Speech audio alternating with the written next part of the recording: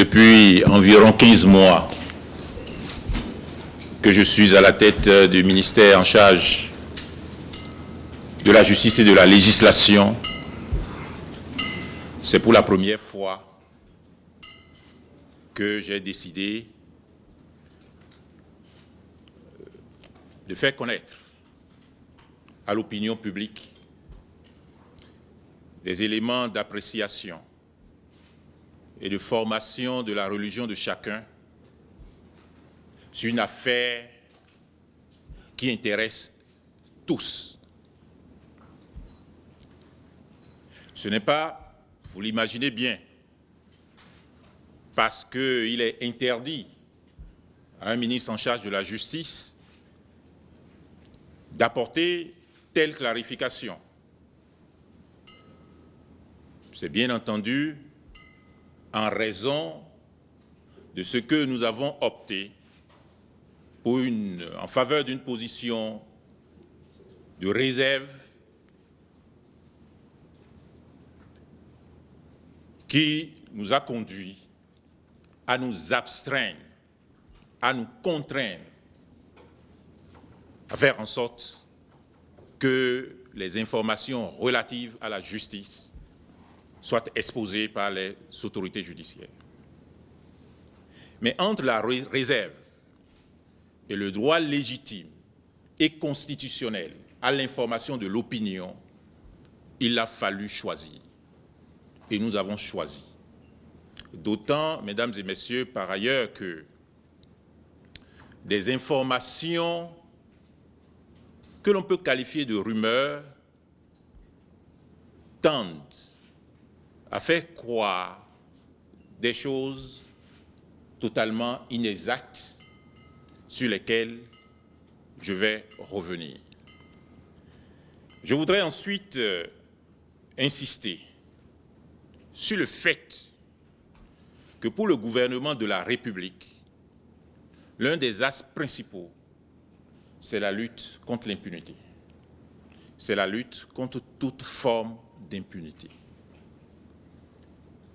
Vous avez observé et noté que dans son rapport relatif au système national d'intégrité, certains acteurs de la société civile ont considéré que l'un des départements les plus accessibles à la corruption, qui empêche la justice de se faire, c'est le département de la justice.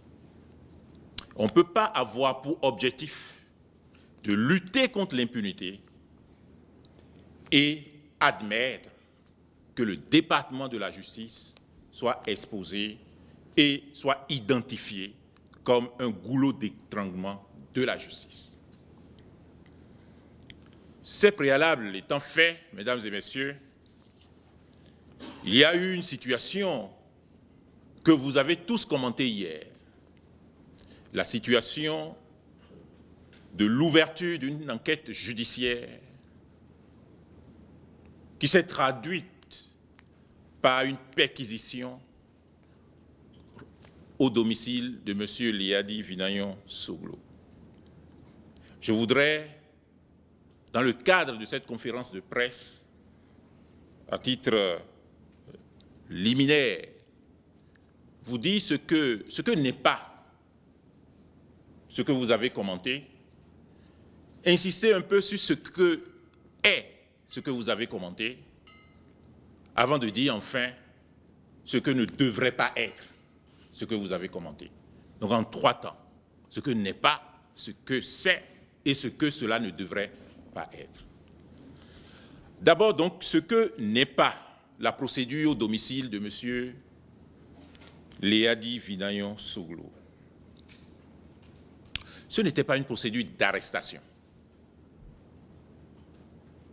Vous aurez observé que nulle personne n'a été placée en garde à vue. Alors que les événements s'y prêtaient, les circonstances s'y prêtaient. Aucun magistrat ni officier de police judiciaire, aucune autorité de la chaîne de l'enquête et de la chaîne judiciaire n'a ordonné une quelconque arrestation. Je voudrais qu'il soit précisé, aucun ordre n'a été donné nulle part pour arrêter quelque personne que ce soit à l'occasion de cette procédure. Je suis étonné d'entendre des personnalités, à la fois morales, des personnes ayant exercé les hautes fonctions juridictionnelles dans ce pays, des professionnels avérés qui considèrent que la procédure de perquisition entreprise était une procédure d'arrestation. Bien évidemment, nous allons revenir là-dessus dans le troisième temps de mon intervention sur ce que ça ne devrait pas être, parce que ce disant, bien évidemment, cela légitimait, cela a pu légitimer une obstruction organisée, orchestrée à l'enquête judiciaire.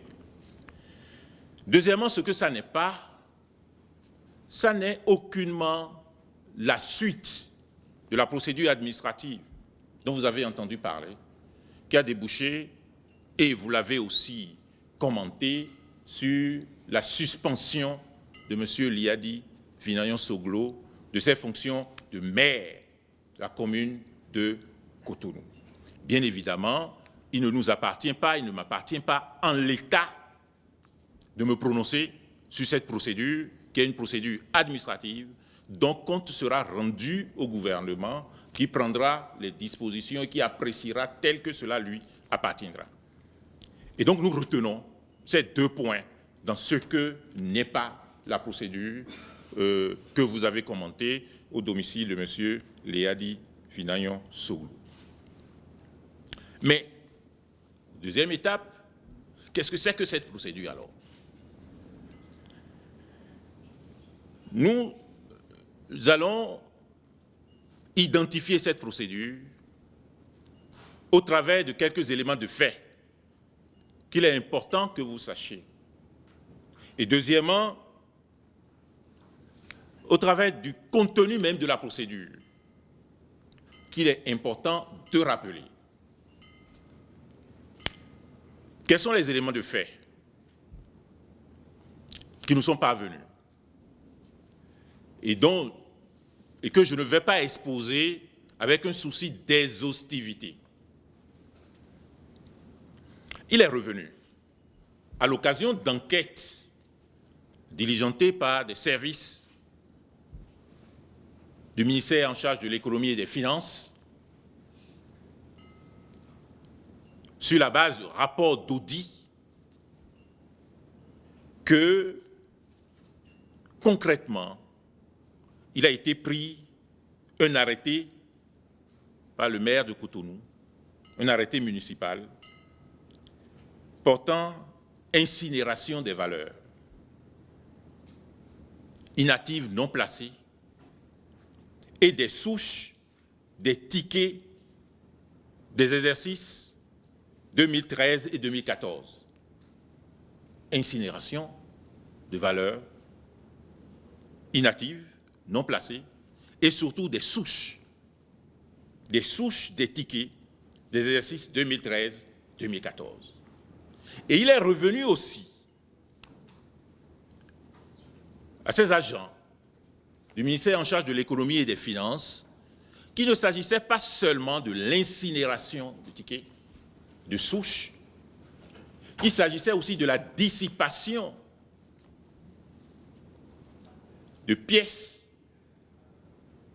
dont la valeur au plan de la comptabilité publique, la qualité au plan de la comptabilité publique était élevée. Ça, c'est le premier élément de fait. On va dire qui construit ce premier élément de fait, les indices sur lesquels, évidemment, il fallait avoir des informations.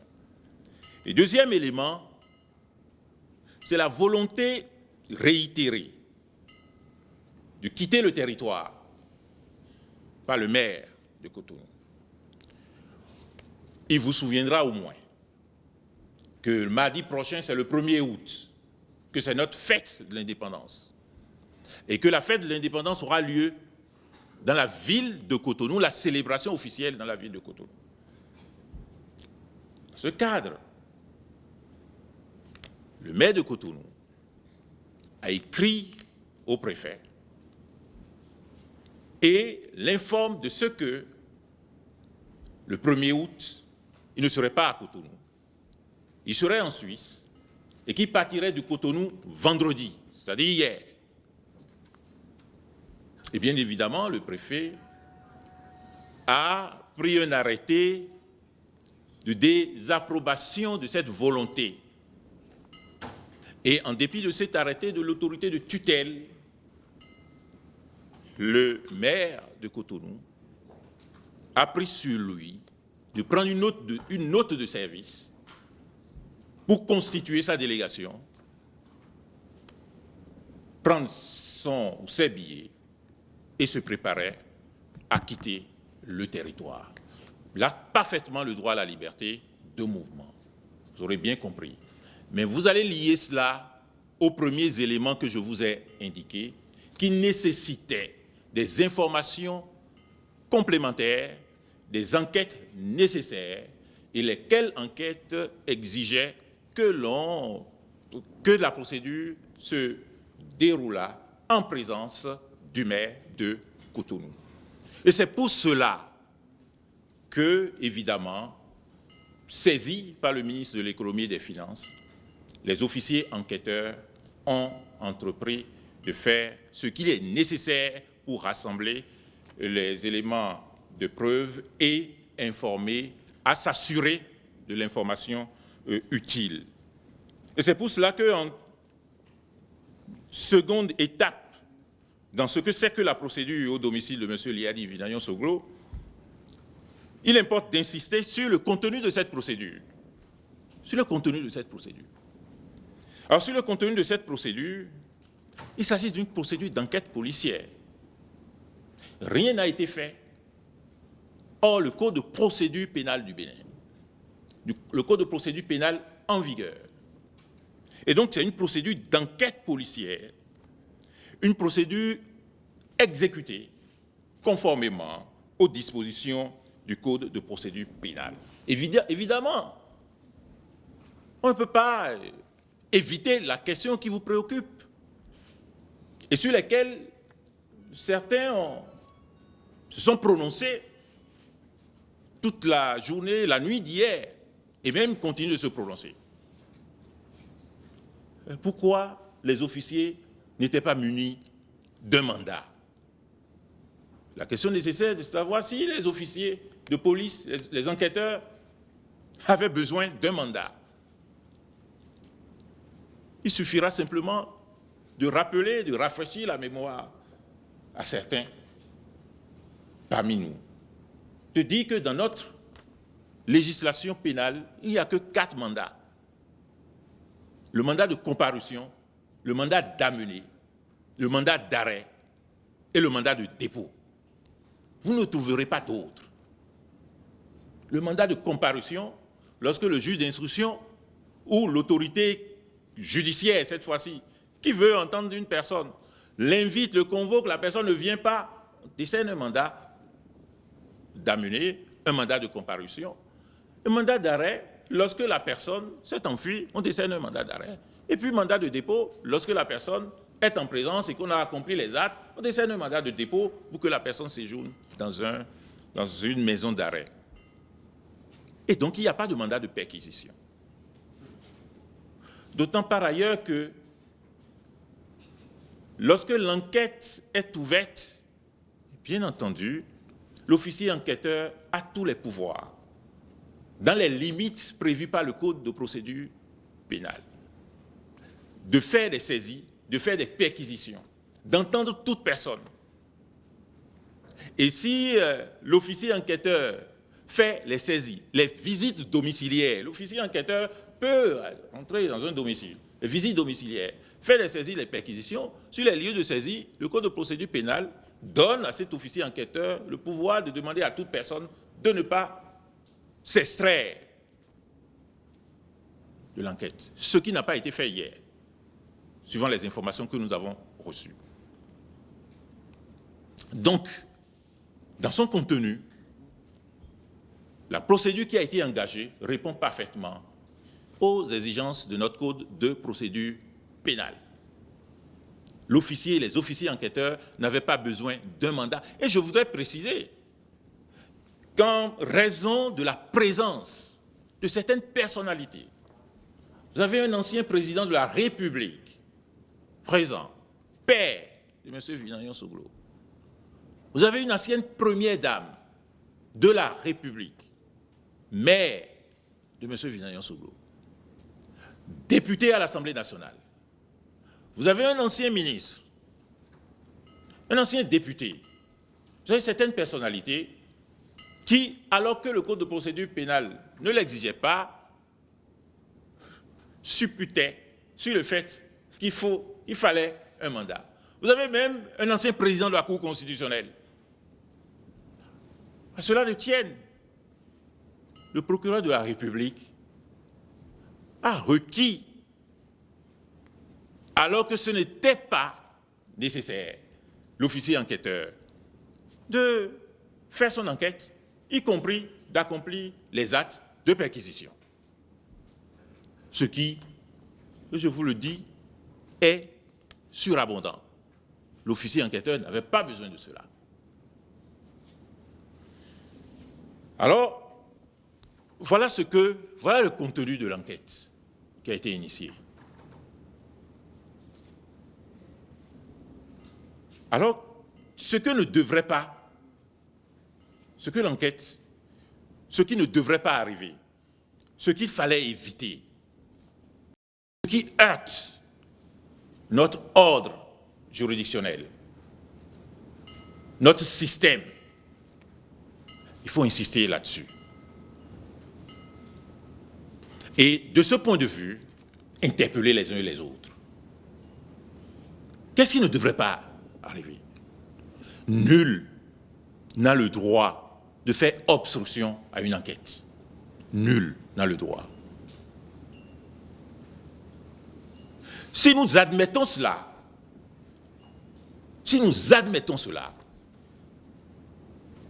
nous aurons considéré que dans notre pays, c'est le système généralisé d'impunité. Parce qu'à chaque sollicitation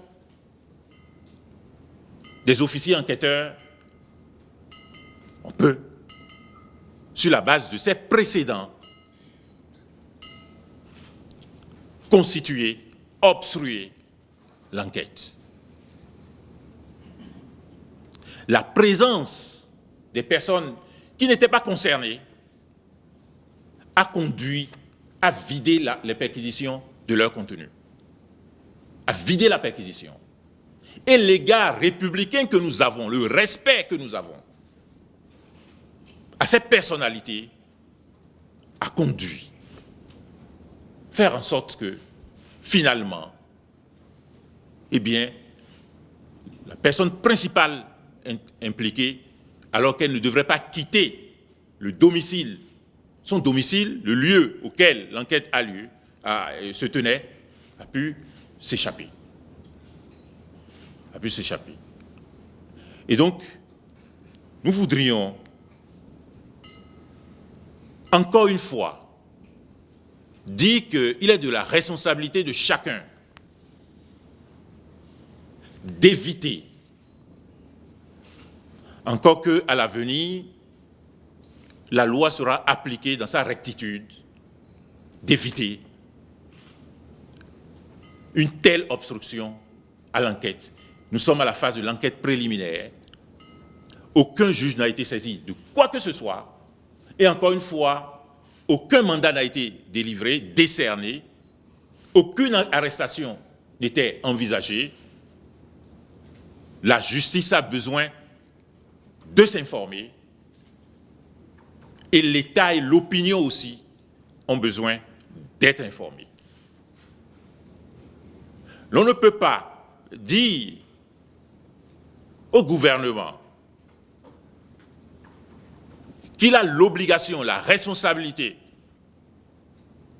d'agir de telle sorte que ce qui est caché soit révélé au plan judiciaire et d'autre part, admettre que suivant le niveau social, le rang social, la taille, l'épaisseur, la couleur, etc., les enquêtes pourront ou non avoir lieu. Nous sommes tous interpellés et je voudrais qu'à l'avenir, que nous évitions cette organisation généralisée de l'impunité. Ce n'est pas la première fois. Ce n'est pas la première fois. Il vous souviendra que la semaine dernière, le maire de Porto-Novo a été interpellé, a fait l'objet d'un contrôle judiciaire. Un contrôle judiciaire est passé à l'enquête préliminaire sans qu'aucun député, aucun maire, aucun politique, aucun père président, aucune mère ne se fut présenté pour le protéger. Il vous souviendra, et c'est vous qui allez nous le rappeler, la liste des maires qui ont fait l'objet de procédures. Et nous, encore une fois, nous ne sommes même pas à cette étape-là.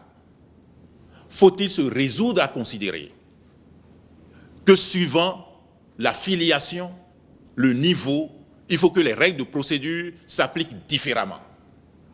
Et si c'est cela, invitons simplement l'Assemblée nationale à revoir notre code de procédure pénale. À moins que ces réactions tendent à appeler les enquêteurs à renoncer à leur devoir. Parce que l'équité pourrait consister aussi à renoncer à toute information, à toute procédure d'enquête à l'égard de quelque citoyen que ce soit. Nous ne pouvons pas admettre cela. Une société organisée, un État organisé nous protège tous. Un État non organisé est une crainte, est une insécurité pour chacun de nous. Ce sont ces précisions que je voudrais apporter et dire et démentir formellement les propos que nous avons entendus de certaines personnalités pour lesquelles nous avons un profond respect, qui tendent à croire qu'on est venu arrêter une personne. On n'est pas allé à la mairie parce que si on voulait l'arrêter, on sait quand même qu'il était à la mairie. On sait quand même qu'il était à la mairie. Et les perquisitions visaient à la fois le domicile et la mairie. Et vous aurez observé que la procédure n'avait été entamée que lorsque l'intéressé lui-même et certains membres de sa famille sont arrivés à leur domicile, parce que c'est le code de procédure pénale qui l'exige. La perquisition ne peut être entamée, les officiers de police judiciaire ne peuvent rentrer dans un domicile que lorsque la personne est présente. Et si la personne n'est pas présente, les membres de sa famille sont présents. Et c'est pour cela que les enquêteurs ont attendu. C'était pour l'arrêter. Vous vous souvenez quand même qu'au cours de la journée, il était à certains endroits. On ne dit pas que des personnes d'un certain âge mentent. Non, on ne dit pas ça. Mais on peut s'offrir la possibilité de dire qu'elle glisse de temps en temps sur la vérité. Je vous remercie.